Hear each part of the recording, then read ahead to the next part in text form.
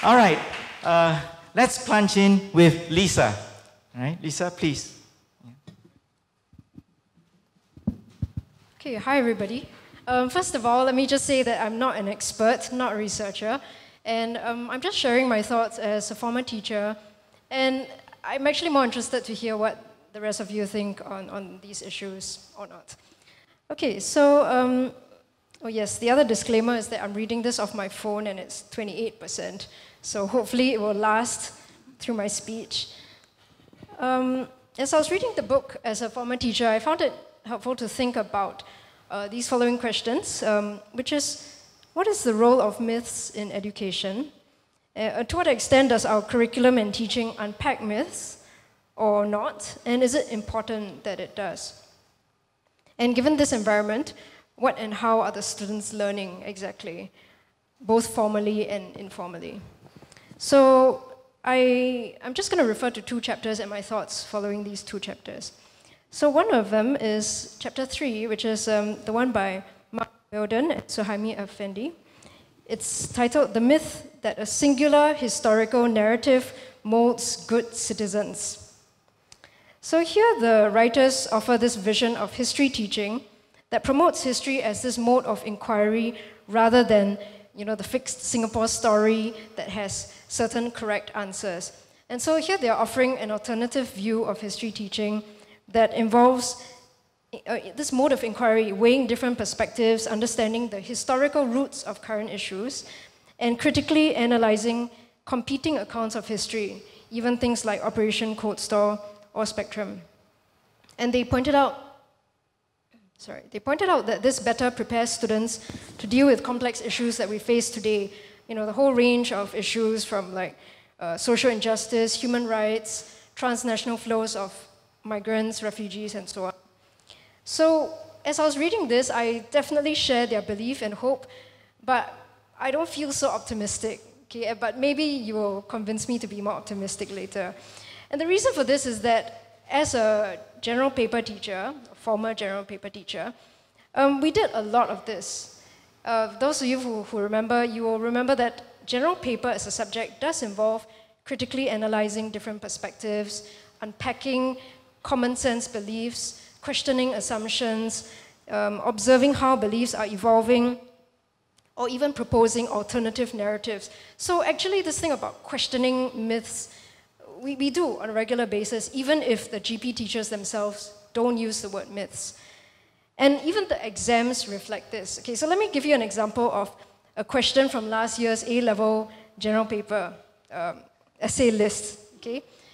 And then you can think about your answer as I read this. The question is competition always desirable? So the students might say, okay, let's look at this narrative of competition. Is it always desirable? Oh, in Singapore, we are very vulnerable. We need to be competitive. We need to steal other people's lunches to stay ahead.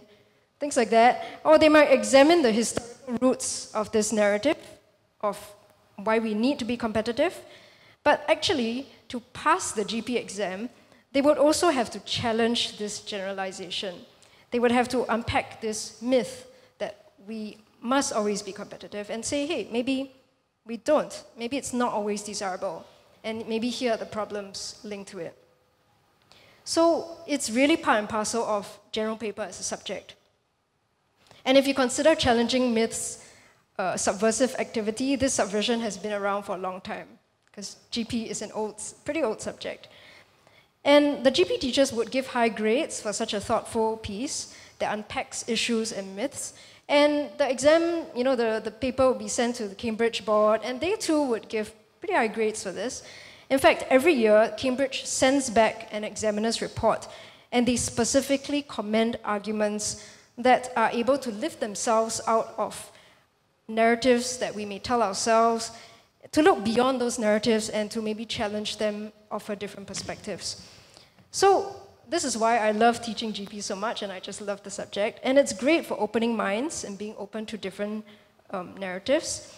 But the strange thing to me is that our school culture and our societal habits do not always reflect this openness. So, when I think about this, it's like curriculum and teaching, it it must exist in an ecosystem of school culture and public discourse. Ideally, it should be supporting and complementing each other. And so what we have instead is a rather strange situation where, on one hand, you have curriculum, teaching, and exam incentives that are built into the subject of general paper, which value this unpacking of myths and assumptions. But if you actually use these skills in real life, or in the school environment, you are sometimes penalized, or maybe you're just not valued. Of course, this is not for every school, I'm sure. And I've heard of situations from friends where they tell me, oh, students speak up, write for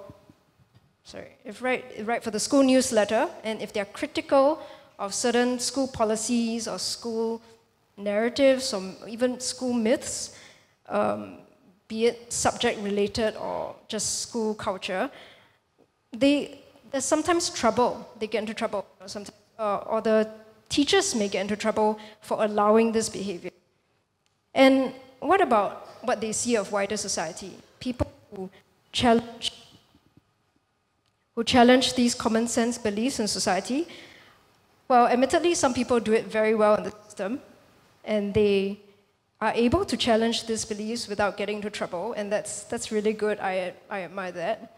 But others do it and get sued or insulted or denied jobs. Some people challenge myths about our multiracial society, and then they get threatened or cyberbullied, or they gonna police report. It's a whole range, and it's scary. So, yeah, and I guess for me, when I think about all this together, I wonder, how is it that we teach students to question these status quo perspectives and myths in this subject of general paper? But the power dynamics in schools and society is really so different. It's enough to ensure a certain level of compliance to status quo myths. And more importantly, I'm wondering, what sort of message does this send to young people? 2 years ago, I attended this talk. It was a GP seminar. This is where all the GP teachers in Singapore gather for a nice tea at MOE, and then we chit-chat to friends, but also we're there to listen to someone speak. And the person speaking at the time was Civil Service Director, Mr. Aaron Maniam. And he was talking about the metaphor of toggling. If you're familiar with computer lingo, this is where you have different windows on your computer screen open, and then you shift from one to the other. And he used this as a metaphor to understand behavior today, where we are learning to toggle or coexist with our different identities in this increasingly complex world. So this ability to toggle can be a positive thing, or at least a useful skill, even with competing identities. And if I were to be very neutral about this, I would see this as also a code-switching ability, that you learn to say one thing in one situation and something else in another.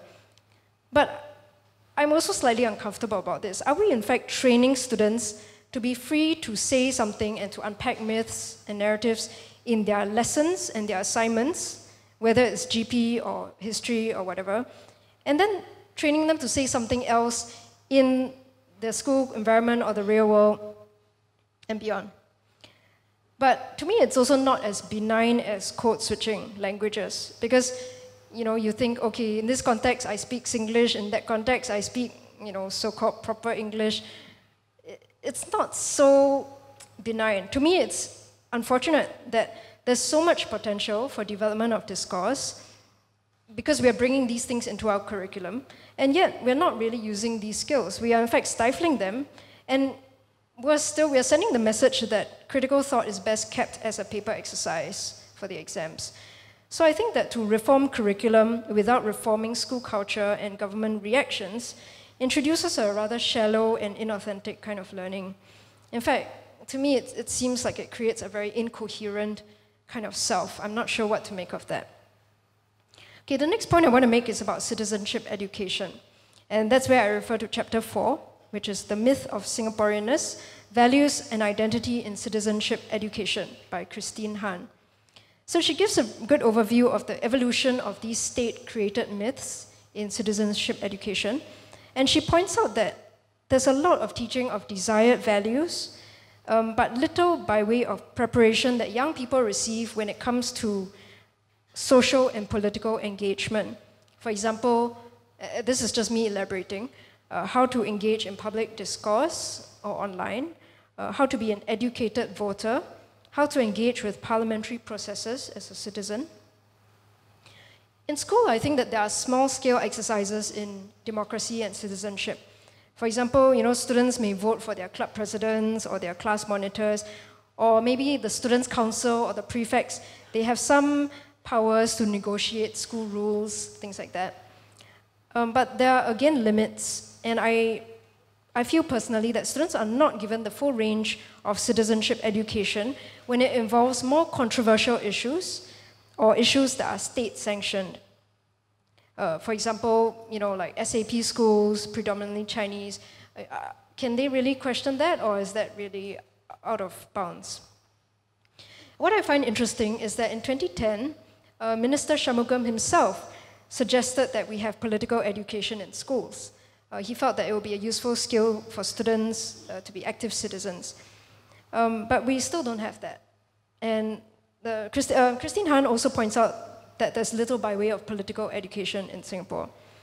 So for the past few months, I've also been helping one of the nominated members of parliament with research and parliamentary work. And one of the things he was trying to do was to engage the community more in terms of getting feedback from them on parliamentary bills before they are passed, so that he can better represent their views.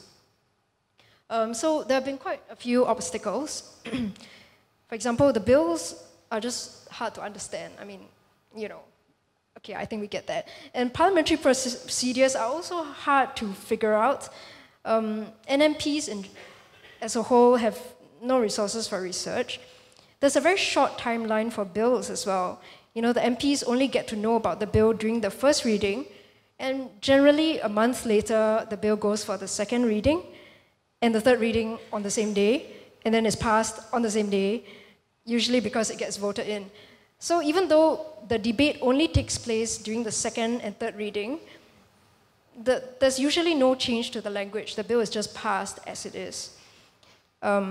Another obstacle that we've encountered is that it's hard to submit citizen petitions. There's no publicized format, and it can be rejected based on just one typo. But you wouldn't really know what the format is beforehand because it's not publicized. Which is not to say that the government is not open to genuine political engagement and citizenship education. I do think that they are trying. In April this year, the MPs submitted and debated proposals for changes to parliamentary standing orders, and this included the time that MPs would get between the first reading and second reading, so that there's more time for engagement with the public, perhaps, or there's more time for research, so that there's better debate.